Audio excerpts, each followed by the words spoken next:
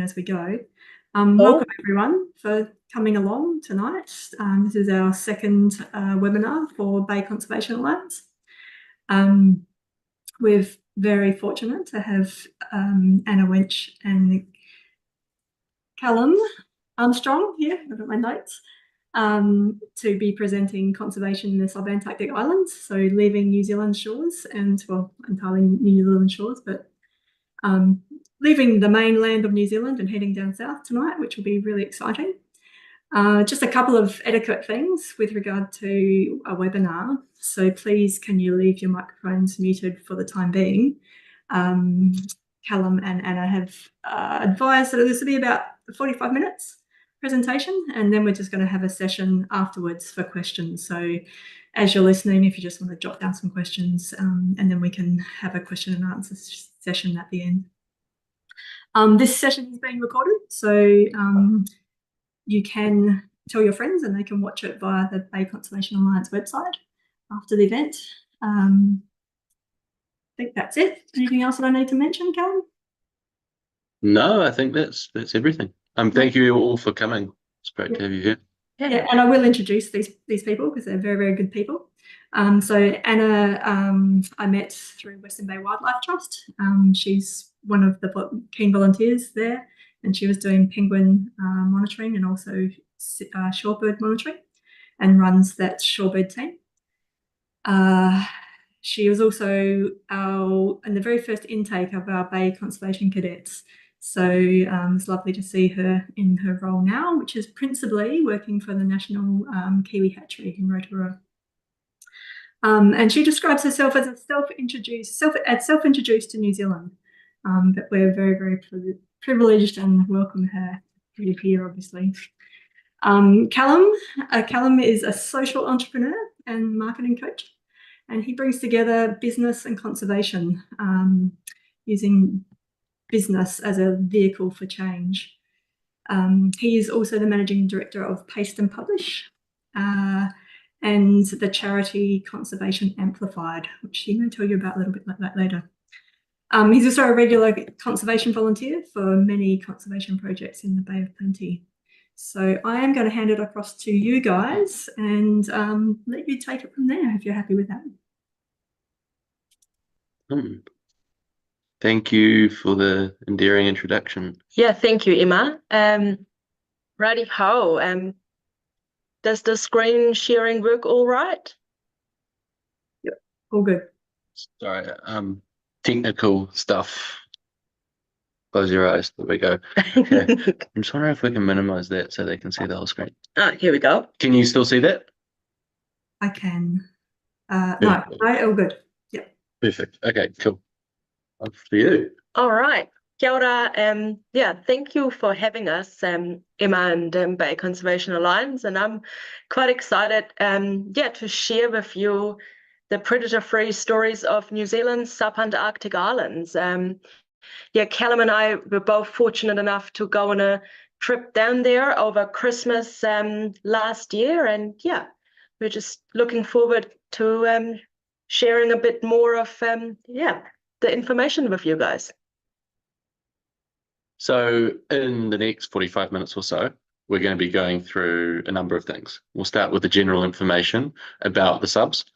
We'll then take a look at our expedition and the order in which we're going to be going through these islands. Then we'll look at the Snares, Campbell Island, Auckland Island, a bunch of interesting stuff about all of them, what the future conservation stakes are, including a really interesting project, which Anna will be telling you all about.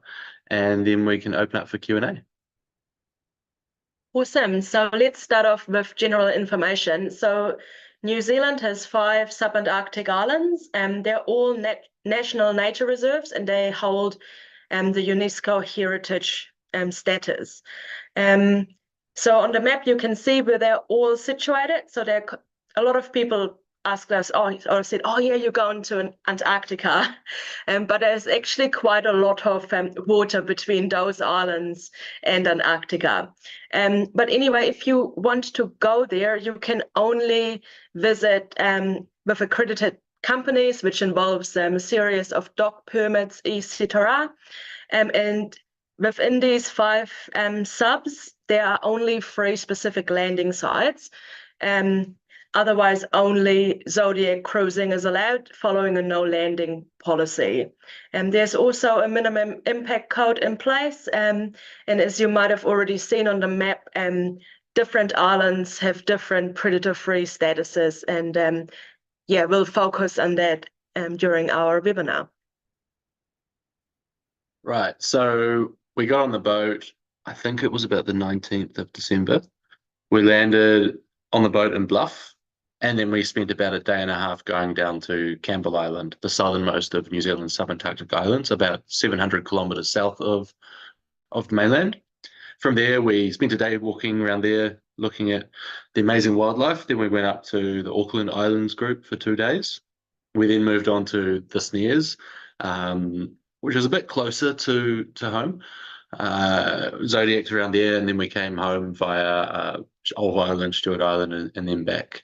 So in this presentation, we're going to take a look at it based on their predator-free status, starting with the Snares, which have never really had predator impacts, and then moving on to Campbell Island and then the Auckland Islands.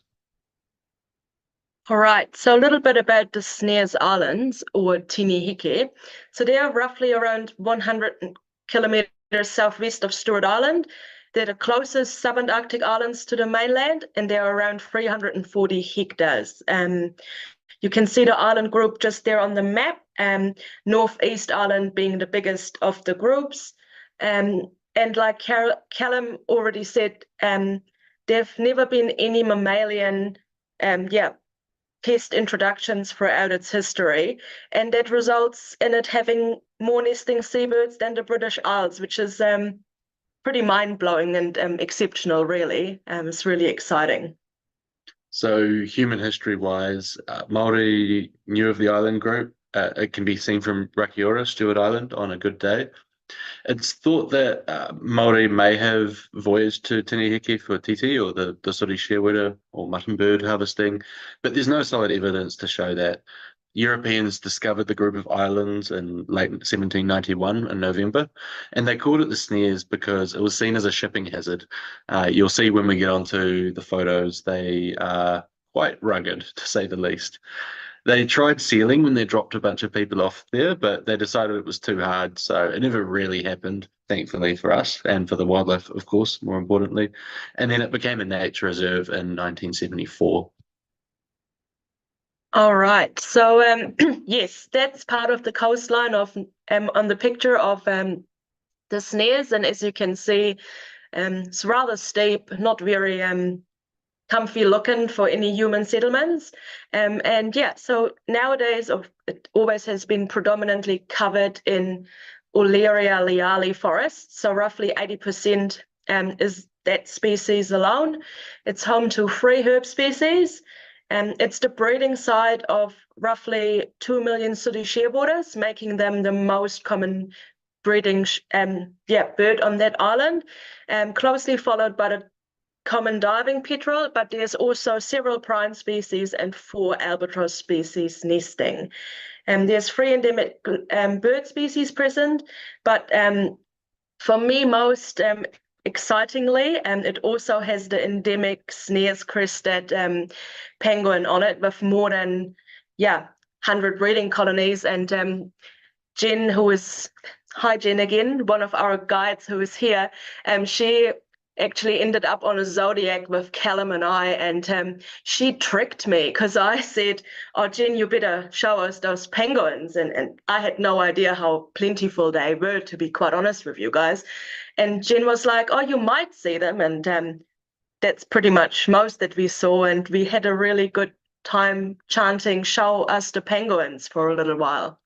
So when Anna says you might see them, she meant thousands of them. You'll see in this image here, there's a slope, a big, in the sort of just to the left of the image, it goes white near the bottom, and that is called Penguin Slope. You'll see that in a moment. Visitors can't land on the Snares, but you can Zodiac cruise. The reason for having no landing is that it's just so untouched. Not even mice are there. So really, really good to know. But in that slope, the reason why there's no forest here is because the penguins are so their guano is so nutrient rich that it actually kills the forest. So they have to constantly move around the island to avoid destroying their habitat, which is pretty amazing, the amount of nutrients that they bring up onto land. All right, and just a few pictures, sort of famous Snares-crested penguin. We were also really fortunate to see a leopard seal, and it's a juvenile. They are vagrants to the region, and then just a real good example of that Olearia leale forest as well.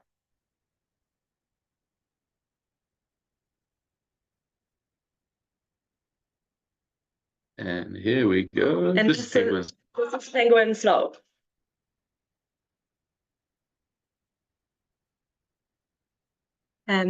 So yeah, like Callum already said, they're kind of the little mini gardeners of the island. They do need the forest to breed, to nest. They love nesting under the tree cover, but because of that guano overload, yeah, they're constantly forced to move around because they slowly but surely kill their own habitat off. Oopsies. Try that again. You might have to watch it again. There we go. So yeah, like I said, historically predator free and a continuous safe haven for its species. The biosecurity measures here are pretty serious, and it's awesome to see that is the case. And it's our responsibility to keep it this way. These wild places are truly magnificent, and this is just an example of what it's like if we don't have a human impact. Amazing. All right, let's move to Campbell Island. Campbell Island is the southernmost New Zealand of the New Zealand subs. It's roughly around 700 kilometers south of Bluff. It's 11,300 hectares, famously known as the home of the albatross. And it has rainfalls on average on 325 days. So you really do feel that you're getting closer to Antarctica here, and yeah, mean annual temperature is 6 degrees. So it was like almost a true Christmas for me, being born in the Northern Hemisphere, nice and cold. Yep, no barbecue or Pahudakawa tree there. So human history, really fascinating. It was discovered in January 1810 by Captain Hasselberg when they came looking for seals. It was actually named Campbell Island because that was sort of the name of the company he was representing. Sealing started shortly thereafter, and it was quite a sad story. They wiped all the seals out, then they went whaling until it was no longer economical. The first scientific expedition started in 1840, and Norwegian rats were already plentiful by then. However, farming started when the government let out land leases in 1895, and there were quite a few failed attempts at farming. They brought down thousands of sheep, a few hundred cattle. Eventually, it was abandoned in 1931 for a number of reasons. It was a bit too expensive to get the boats there to pick up the stock and bring supplies, and it just didn't make sense. They tried bringing Shetland farmers there because they were meant to be tough in these conditions, but it wasn't a good economic proposition, but it did leave a mark. Then the World War II coast watchers came to protect the country, and in that time was when a lot of our famous naturalists and scientists, such as Charles Fleming, came out of that. They were there. They did a lot of the research that made our scientific body of evidence around Campbell Island. Met Service came in the late 1940s for the weather balloons, and they were there until about the early 1990s. And it became a reserve in 1994, and that's when all the fun stuff started happening with the predator eradications, which you'll find out about in a moment. Right, but first of all, let's learn a little bit about biodiversity. So Campbell Island are predominantly covered in Dracophyllum scrub. There's only one tree there, which is it often gets referred to as the loneliest tree in the world, which was actually planted there by humans. Other than that, there's 9 megaherb species, 6 albatross species bred on the island, and there's also 3 endemic land bird species. One is the Campbell Island snipe, the Campbell Island shag, and the teal. The teal actually has a real cool story, but I'll talk to that a little bit later. And the surrounding waters are nowadays home again to the southern right whale. And after all of the sealing occurred, nowadays we can see elephant seals, leopard seals, and the New Zealand sea lion again. So they made a really cool return, and we'll soon learn why. Yeah, we anchored in Perseverance Harbour. That was the big harbour-shaped thing on the map that you saw in the first part of Campbell Island presentation. And there were a few options. We decided to do the longest option, and that was to do a 10K day walk to Northwest Bay. So we had to walk all around different parts of the island and saw lots of different habitats. The photo behind you here is up a big steep cliff, and it was quite crazy at this point to see there were sea lions sitting there and actually barking at us at this point. And skewer the garbage disposers of the Antarctic, I guess you could call them. Vacuum cleaners. Vacuum cleaners is probably a nicer word to use up there. So yeah, really interesting.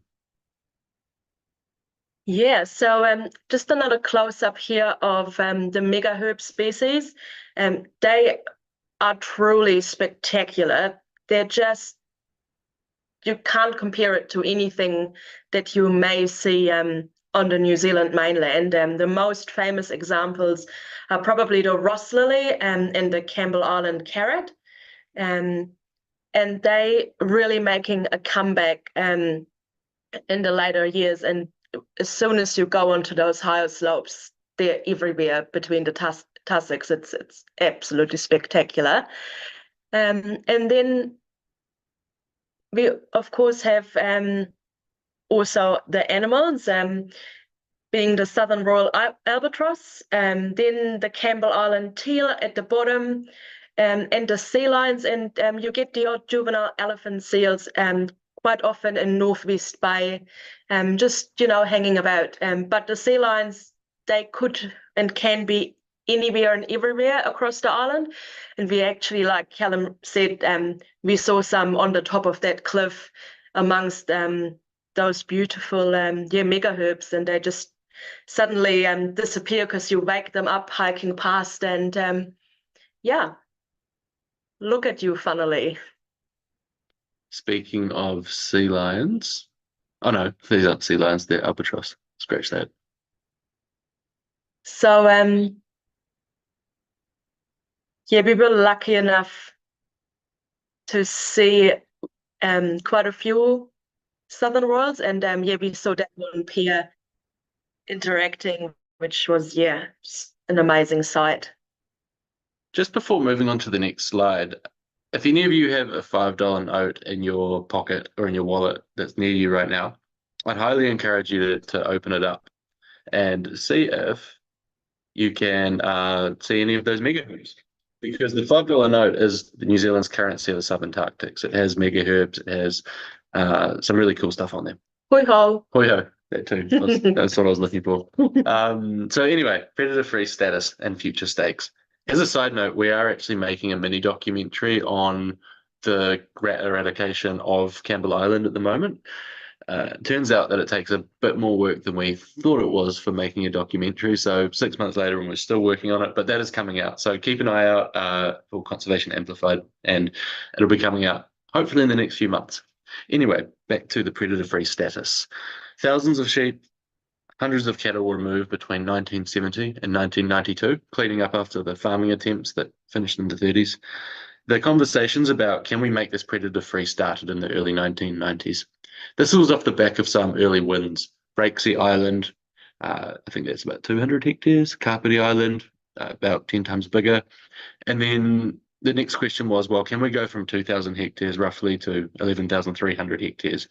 There were naysayers, but luckily it went ahead. Between 1999 and 2003, 100,000 plus rats were removed. This started off in 1999 when they went down for an initial trip, and they scoped out the land. They did the planning and the testing.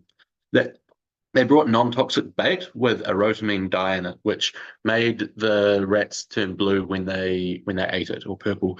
They then tracked about 1,000 rats, and they had a look, and they noticed that every single rat was blue, 100% strike rate. So that, among many other details, confirmed that maybe their methodology can work.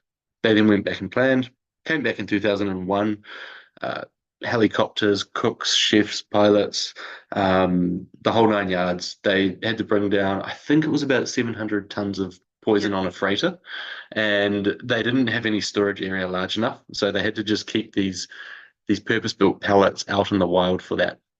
Yeah, pretty crazy operation. Allowed 3 months for it, but it only took 6 weeks in the end.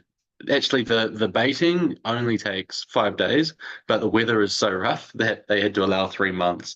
Every day they would pore over the maps afterwards. They would look at where did we miss and go back over it and have a 50% overlap.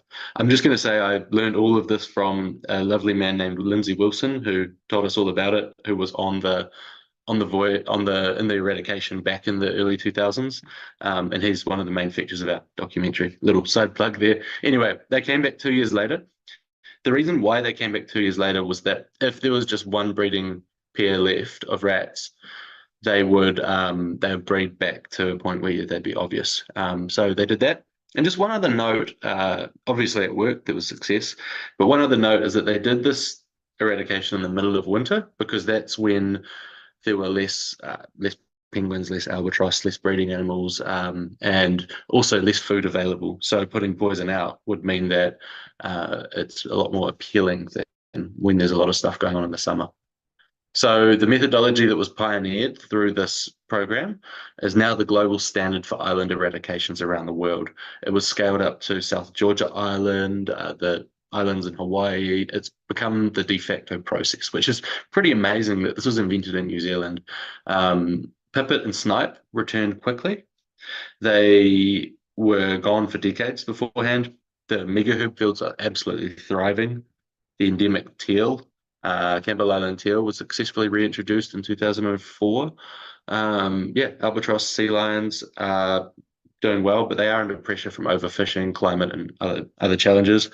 And yeah, so basically we have to have very strict biosecurity measures to make sure that, and limit access to make sure that humans don't make problems. I'm just gonna go back because I want to just quickly tell the story of the teal that I said yeah, I would touch on. So the Campbell Island teal, they actually found some of them, and rather than hoping for the best, they were brought into captivity, and they were pretty much doing a breed for release program. And once Campbell was predator free, they've reintroduced those teals back on the island, which is an amazing effort, and just proves that we can save those endemic species if we really put our minds to it. And also, I just want to reiterate about the strict biosecurity as well. And I'm really annoyed at myself that I didn't take photos, because it's very different to just going onto Tiritiri Matangi or something like that in the Gulf. They do really call the entire ship into a room, deck by deck, and you have to go for everything. So we were in the big lounge of the boat. You just saw a picture of it before, and there were several stations, and you had to report to one of the guides, and you had to go and show them every single item you wanted to either take or wear on the island. There were vacuum cleaners to clean your backpacks, your pockets, your pan pockets, all of that jazz. And then there were also the famous mud rooms. So before we actually went into the Zodiacs, and even if we were just Zodiac cruising, not even landing on one of those islands, you had to wear their footwear that you had to clean before. And yeah, the provider and the company we went with, Heritage Expeditions, and their guides and they really took that seriously, which was amazing to see from a conservation point of view.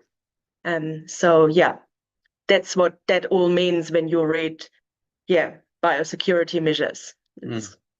Brings back a memory of Jen, who's on this call, picking little twigs out of my zippers about 6 months ago as of today. So thanks for that. Anyway, on to Auckland Islands. So the Auckland Islands is the last island that we're going to talk about. And as you can see on the map, so it's actually a group of islands, and there's a few predator-free areas there. For example, Enderby Island and Adams Island at the bottom, as well as Disappointment Island. But the main Auckland Island is looking dull and grey, and there's a reason for that. But anyway, it's roughly 465 kilometers south of Bluff, and it's the fifth biggest offshore island of New Zealand, making it the biggest sub at 56,816 hectares. It's also the most biodiversity-rich island group, and it's of great spiritual and cultural significance to Kaitahu, which is the South Island iwi. Human-wise, this is the southernmost extent of Polynesian Pacific voyaging, with 13th century archaeological deposits found. That's pretty crazy to think that coming from up in Polynesia all the way down to the Subantarctics. First European visitor in 1806 was Captain Abraham Bristow, and sealing started the next year. It continued for most of the 19th century up till 1894. They tried farming a few times, but it didn't really work, similar to Campbell Island, beginning in 1873, ending in 1900. The islands were absolutely fatal for shipping. There were 9 wrecks recorded. There was actually one point in the history of Campbell Island where Auckland Islands, where they had emergency food stores for people that were shipwrecked and castaway depots as they're called, but they had government steamer ships coming down twice a year to search the islands for people that might have crashed their boat and been waiting to be picked up. So that's pretty crazy. Second World War, it had lookout huts after a German ship was found using Canley Harbour, and they became a nature reserve in 1924. Yeah. So biodiversity. Yeah, so as I already mentioned before, the Auckland Islands, it's pretty exciting because it's the most biodiversity rich of the subs, and it actually has 3 distinct vegetation zones, starting with coastal herb turf, then leading into tussock and herb fields, but it actually has proper southern rata forest. Within the tussock and the herb fields, you can find 10 mega herb species, and quite often you will spot breeding seabirds in there, and most of the world's gibson, wandering albatross, and white-capped mollymawks nest here, so it's quite significant. It's also the stronghold for hoiho, so the yellow-eyed penguin. They're an extremely shy and elusive penguin, and don't like being disturbed. And Auckland Island, especially Enderby Island, is their secret kind of hidey place where they're still thriving. And it also has 4 endemic land birds and several other forest birds. They even have, I think it's up to 4 to 6 pairs of New Zealand falcon down there. So extremely rich and diverse. And it's also the primary breeding location for the New Zealand sea lion, and that's actually the rarest sea lion species in the world. Yeah, we went there for 2 days. The first day was cruising along the shoreline of Adams Island, looking at that beautiful rata forest, seeing the hoiho and some other birds. I think I had a bit of a cry here because when I saw all the birds taking off, and there were hundreds of thousands, probably 30 to 100,000, I reckon, just from my eye and taking off, it was pretty awe-inspiring, I've got to say. In the afternoon, we thought we had maybe escaped the famous bad weather of the Subantarctic Islands, because by this point in Christmas Eve, it had only been good weather for us. And then the weather packed in, and we realized that, yeah, maybe There's some truth to there it. was some truth to it. So we went back to the boat. The following day, we got a really good treat for Christmas Day, which was to go to Enderby Island. That is the smaller of the predator-free Auckland Islands. We saw a lot of cool stuff there, which we'll get to you in a moment. Yeah, so there's a really nice picture of the southern rata forest that is covering a lot of the island, and then again the famous mega herbs, which you can just see again a few close-ups there, and then of course the hui-ho. I must admit, I was actually gonna count how many we see just on Enderby Island, because we did a big circuit around some of the island, and I stopped counting after we saw probably roughly 10 of them, and we would have seen probably double that at least. So super exciting. And then the Auckland Island banded dotterel, which is a subspecies of the banded dotterel, and then the endemic Auckland Island shag on the left, and then at the bottom the endemic Auckland Island teal, and of course the New Zealand sea lion. And we've got a cool little video here for you guys of Sandy Bay, which is the breeding colony of Enderby Island. And if you look closely, you can actually see the boat at the back later on, and also Zodiac crossing over. So just a bit of context before we press play. The darker coloured ones are the males. The lighter coloured ones are the females. You'll notice that the females do all the raising of the babies. They look after them, they protect them, and there's the really large sea lions are the beach masters. These are like the alpha males, and all the smaller ones are like teenagers that are trying to show their place. But when they try getting in there, they pretty soon find out who's boss. So let's take a look. Here we go. There we go.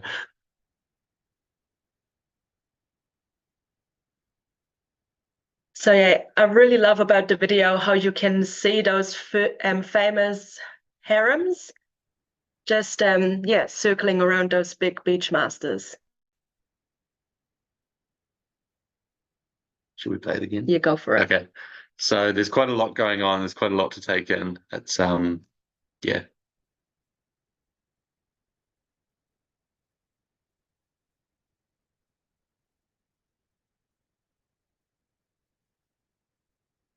Here's the ship.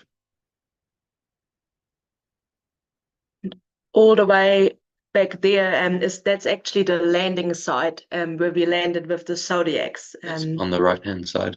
Yeah. Yes. Yeah. But some of those male sea lions, when they're at a juvenile stage, they're actually not big enough yet to be on the beach and competing for the females.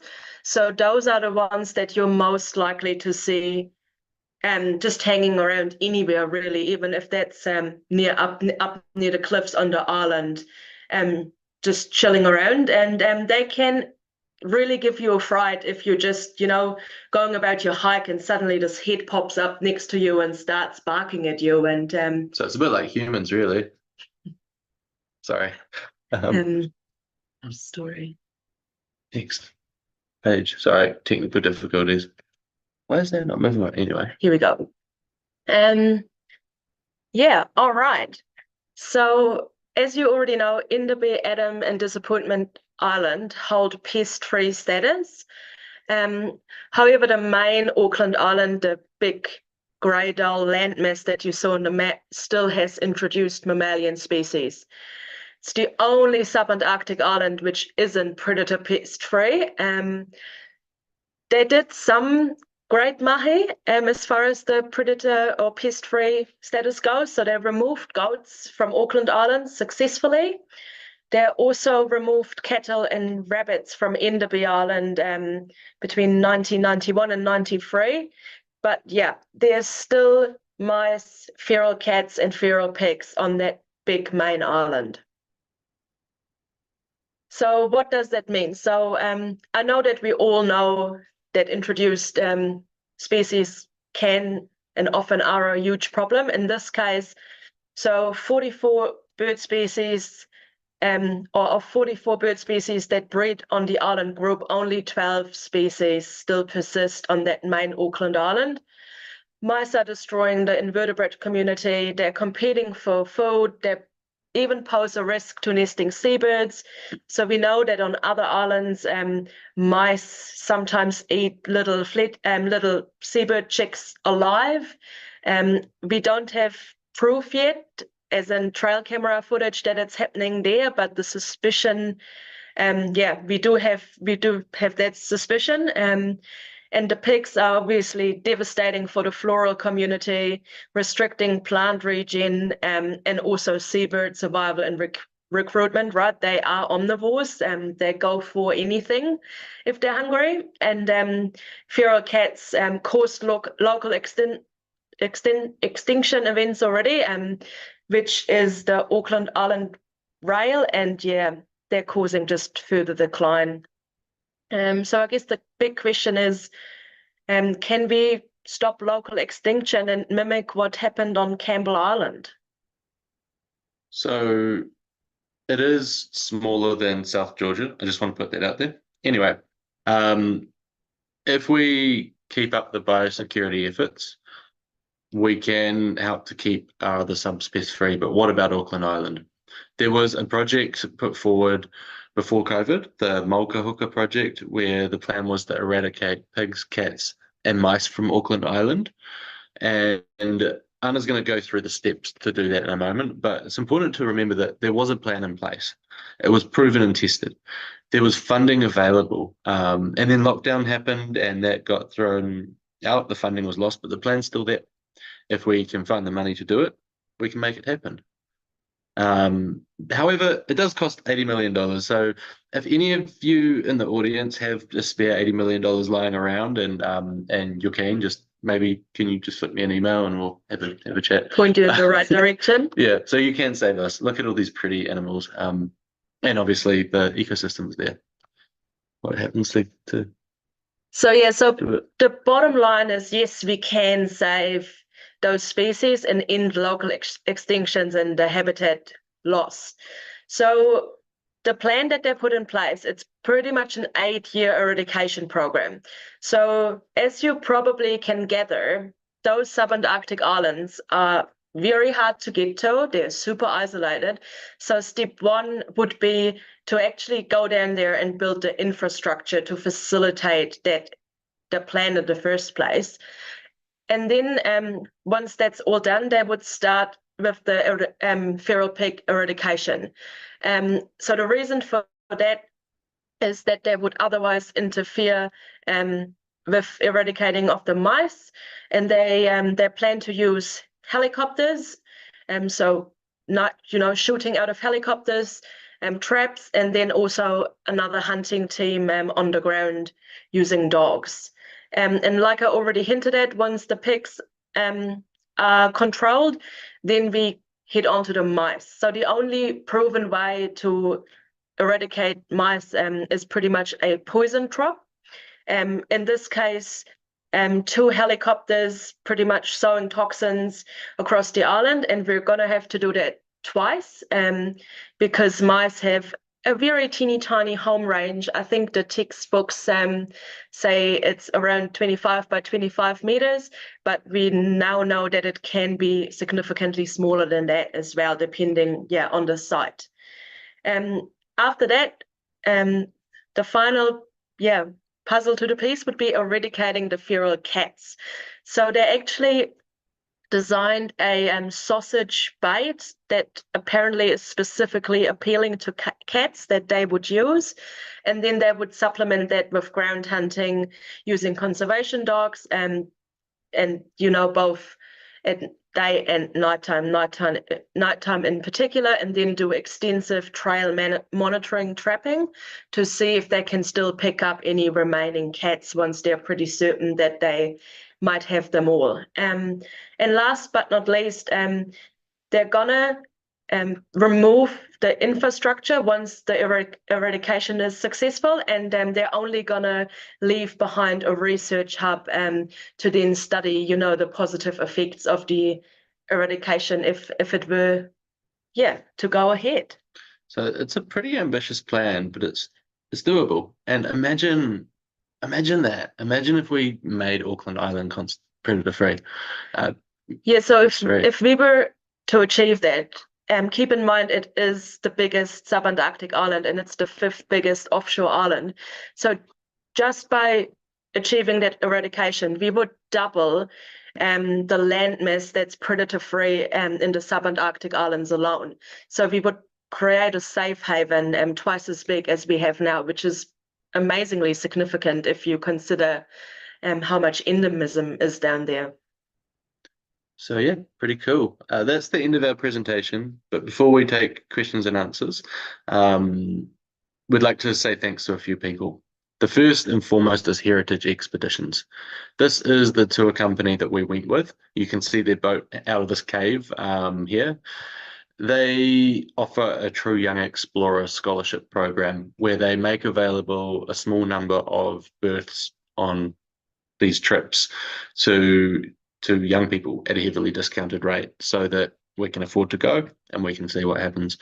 It's truly amazing that they do this, and yeah, really hats off to them. That's so awesome. In fact, the change to our charity, the Reforestation Fund, I'm going to mention in a moment, that we came up with that on the boat. That was where it inspired us, and it's actually making major differences in my life in particular, but our future. Thanks to Bay Conservation Alliance for hosting us and having us. Thanks to all of you for being here. I can't see you right now because the screen's sharing, but I'm sure we will in a moment. And then lastly, I just want to make a note about the Reforestation Fund. This is a charity that Anna and I set up in, I think it was about early 2020. Yes, we only really like started talking about it late last year.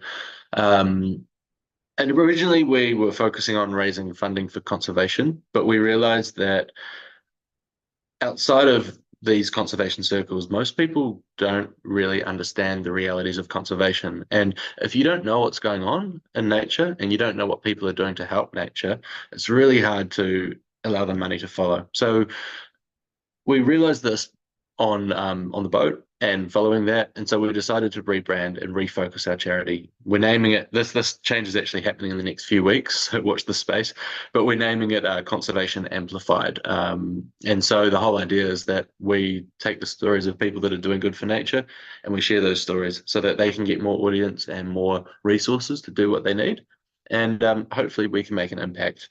If we can change the culture of people towards conservation, we can protect nature, but without that foundation, it's not really possible, is it? No. So yeah, we've got a podcast coming out. We've got some really awesome guests and speakers. We're making a documentary on the pest eradication of Campbell Island, and there's some other really exciting things that haven't been announced yet. If you'd like to follow on, you can check us out on social media. It's the Reforestation Fund at the moment. You can go to thereforestationfund.com, and in a few weeks that will be conservationamplified.org. So that's that. Thanks for listening. Yeah, thank you for listening in, and I hope you enjoyed our presentation, our webinar, and I even more hope that you get the chance to go to those subantarctic islands at some stage, because they are truly life-changing. Seeing that, it's really, you're actually in that documentation and that documentary, yeah, because there's so much going on. So yeah, thank you. Thank you. Thank you so much, guys. It's really inspirational. Love seeing all those pictures and getting some feeling about what's going on in the background as well. We just open it to the crowd. So Huya or David have a question? If you can just unmute your microphone there. David? Yeah. Yeah, hi. Hey, that was great. Anna, Callum, really interesting and quite inspiring. Really, I'd like to get down there at some stage. I know Barry went down there, I think, Emma, didn't he? Yeah, on one of those trips. Hey, what would it cost to do that project in the Auckland Islands? Yeah, thank you, David, for asking. So it's $18 million. 80. 80. So it's, I guess, reasonably significant, but I think if you think about what we could have for that money long term, that would definitely pay off. What does a sports stadium cost? A few $100 million. So it's like a third of. We could just have the first 30 meters of the rugby pitch, and that's like Auckland Island. And is that a recent estimate, like of updated costs? I think it's fairly recent.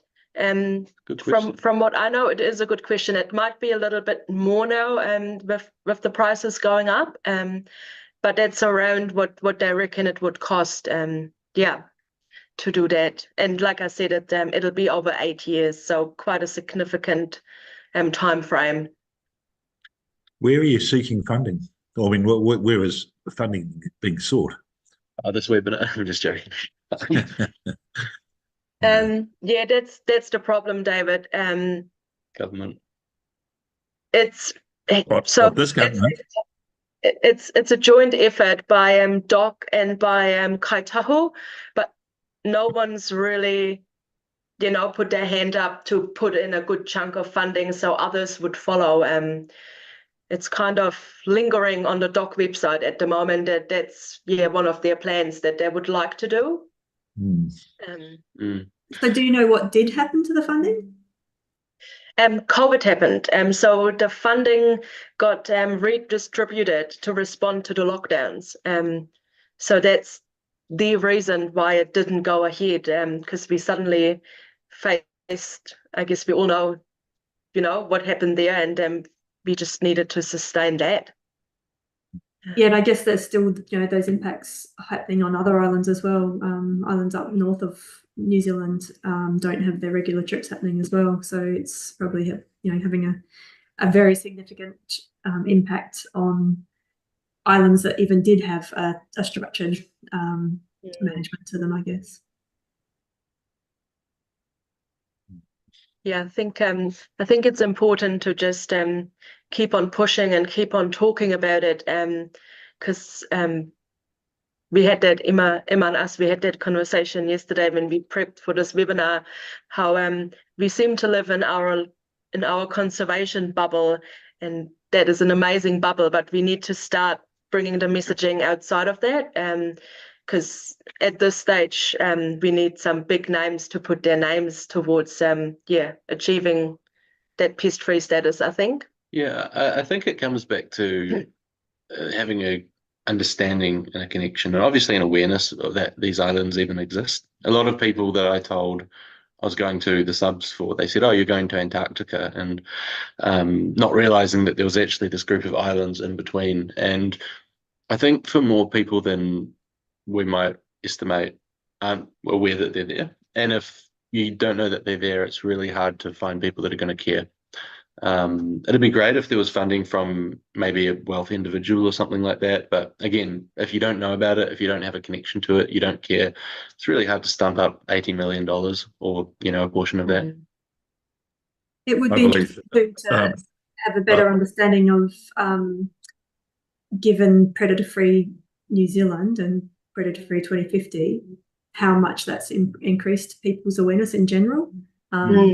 And whether that would pique their interest for something like the Antarctics, and where their preferences would lay therefore. Yeah, definitely. And sorry, David, go ahead. So just going back to predator-free 2050, I think even $80 million for them is a pretty major ask, isn't it? Yeah. We really need somebody like Melinda Gates or somebody like that. I don't think she makes a donation less than $100 million US. Yeah, that would be amazing. What I love about the Auckland Island example is that it's realistic, and Yeah. I guess the surrounding islands, it's actually a bit of a miracle that they are still predator free. And we asked on the boat, how come that it's so close to each other and they haven't been any invasions, and they think, and Jen, please correct me if I'm wrong, they think it's got to do with the strong currents and the wild weather in between that so far it hasn't happened yet. But I mean, the risk is still there, right, on a daily basis. Tell me, has there been any local extinctions? Yes, that, there used to be an endemic rail species, the Auckland Island rail, and that went extinct, sadly. And then really, that main island, there's bugger all species. Those fragile species are holding on Adams and Enderby Island. Yeah, and I'd say they would quickly jump back onto the main island if it were a safe space, because that's what happened on Campbell Island. Yeah. And so with Enderby, I think you said there was rabbits and goats eradicated from Enderby, is that right? Rabbits and cattle. And cattle. Okay, so they've still got mice. No, so Enderby Island is completely predator free. Okay, so they would have had mice there? Sure. I don't think so, Emma. I don't think so. And what about rats on Auckland Island? No, they never made it there. Wow, that's amazing. Yeah. Yeah, which is again is pretty significant, isn't it? With all the ships crashing, you'd think that you get shipwrecks, but obviously not. Yeah. And just I had a question, possibly to you, Callum. You said about them putting stores for shipwrecks on Auckland Island. Do you know when they started there? Oh, I don't have a date for you. Sorry, I can put a guess out there. Like mid 1850s. I would imagine around then. We're just looking over the slides, but I think it was about then, because it would have been when the major shipwrecks were happening. Sorry, I don't have a clear answer on that. No, that's okay. I just thought you might know. I've just been reading a book about a shipwreck, the General Grant down on Auckland Island, and it beautifully paints the picture of these shipwrecked people, and they're looking for those stores. So I was just wondering how that married up. Yeah, it would have been a pretty scary existence. Absolutely. Well, in the book, it's very much they're just living off mussels and then learning how to kill club seals to death, and it's pretty grim. Yeah, it would have been pretty rough, I think. Yeah. Do we have any other questions from the audience? Yes, Genevieve. Hello, sorry, I don't know. Oh, how do I lower my hand again? There we go. How important was it to you guys seeing these places in real life rather than kind of remotely? Because I know for my personal experience, it was what really fired up the passion in me was seeing these places with my own eyes versus, that kind of watching a BBC nature documentary kind of feel. So I'd like to know, your thoughts on that. Yeah, good question. I have a thing when I get bored at my desk, and it's called Living Vicariously Through Google Maps. And I've done it since I was maybe 18 years old, and probably earlier, 15 years old. And I used to always somehow get to Auckland Island, Campbell Island, and start zooming in and seeing the photos that people have posted. I think some were even from Heritage. And so probably for the last 10 to 15 years, I've been dreaming of this and imagining it, and getting snippets of info here and there, and to then actually see it in person, it was pretty amazing. But I think it's also any experience is also about the people you're around, and having people that know their stuff, that are scientists, that are conservationists, that are naturalists, that somehow know how to use a camera, that have been involved in these eradications, being there and actually hearing these stories and the science firsthand, I think made experiencing it all that much better. It's like if you have that context and then you see it in person, I think wow was my most used word on the boat. Yeah, so pretty epic, I've got to say, and like you say, firing up that passion, definitely. Yeah, I think it's very different being there in person. Like to me, I quite often was overwhelmed in a very positive way. But just having all of the sensory input, so not just the visual, but actually the noise of the birds, right? The smell, sometimes not so pleasant smell of the guano of the birds. You can't mimic that with a documentary. You can't mimic the excitement of the people around you, which hypes you up yourself up even more to what's happening. And I just I still process sometimes what happened while we were especially on Campbell and Auckland Island, because there's just so much going on that a documentary just couldn't capture in the first place. Yeah, there's so many mini stories going on. For example, on the Sea Lion Beach, there's a mother giving birth. There's a beachmaster defending his harem against, a competitor, and a camera can't really capture what I guess your vision can. And yeah, it was just. I think I also cried a few times because it was that amazing. It's Yeah, adding to that, one of the things that you can't really put in a documentary is when a sea lion that's a few meters long and it's got like a head the size of my torso, neck the size of my torso, comes and starts running and barking at you.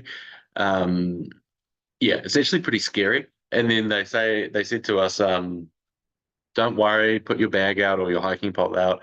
It'll give it a sniff and then it'll kind of back off, and then it's just like a big puppy. And then when it started snapping at Bradley's bag, one of the guys there, I gotta say my heart was racing. So yeah, you can't really compare that. Whether that's a good thing or not is another question. But yeah, they're huge. No, thank you for that question, Jen. That brought memories back even just now. Yeah. You have any other questions for Anna and Callum? Perhaps people are ready to retire to a cup of tea. Fair enough. Thanks for having us. Thank you, you guys. I especially liked Genevieve's question and your answer to it, because I think it's about immersing yourself in that place. And wouldn't it be nice if we could have a lot more people in New Zealand even experience some of our pest-free places even closer, and we might be generating a whole lot more involvement and funding towards these places. But I found it incredibly inspirational tonight. I'll be jumping on heritage expeditions and going for a little look-see. Yeah, thank you very much for your time and sharing your presentation tonight. Another question. Thank you. I think David might have another question. He's got some claps there, I think. Is that right? Thank you. Just one note. Thanks, Jen. You were like an awesome guide. Thumbs up to that. Yeah. It was really, really cool. It's kind of hard to tell with the screen without the camera, but yeah, I just want to say thanks, Jen, without context. No, thank you. It really makes my job a delight having people that are as excited to be there as we are, and just like seeing the enthusiasm and the energy you guys put on has, really, really had an impact on me too. So thank you. No, thank you. I'll come back down and chant your ear off again anytime. Yeah, maybe as a workmate. Well, thank you everyone for coming along tonight. We do have Callum's expertise for our next webinar, which will be the last Thursday of July. And he's going to be giving us some advice on communications. So we look forward to seeing Callum and maybe Anna then again. And hopefully some of you can make it along to that one as well. So have a good night. Everyone enjoy Matariki and your long weekend. Yeah. No, thanks again, Emma and BCA, and take care. All right. Cheers. Cheers.